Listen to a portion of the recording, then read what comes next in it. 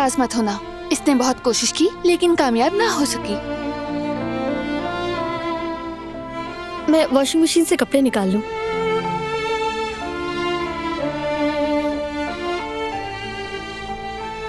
क्या कर रही हो तुम?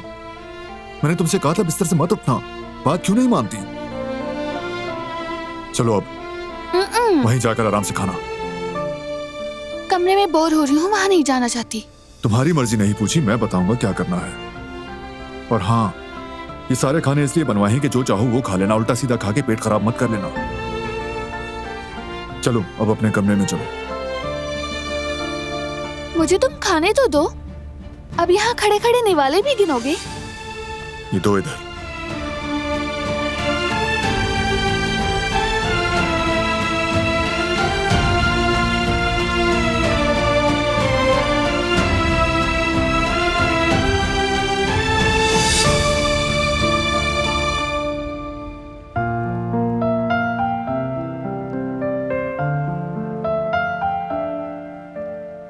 हाँ, तो अब क्या इरादा है?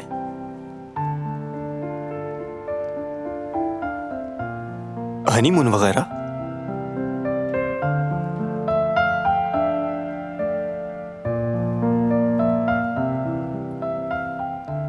अब हनीमून की बात करने का वक्त आ गया है ना? यानी आपको मालूम है इस हवेली में ऐसे मामलात मुझसे ही पूछे जाते हैं।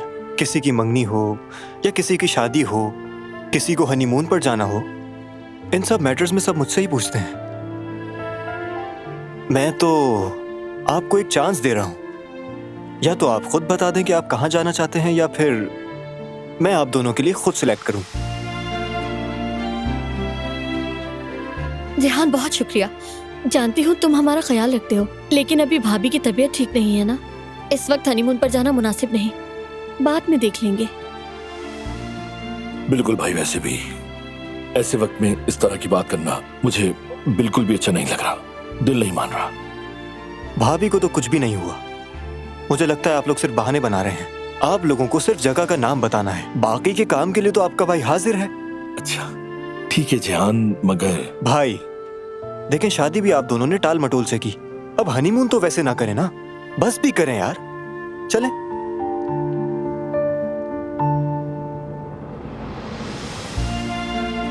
ठीक है मेरे भाई, तो चलो, हमें थोड़ा सोचने के लिए वक्त दो, फिर तुम्हें बताते हैं। ठीक है? ठीक है, डन।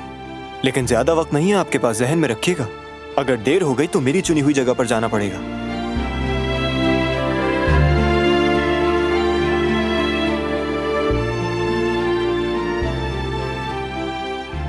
लगता है इस बारे में सोचना पड़ेगा।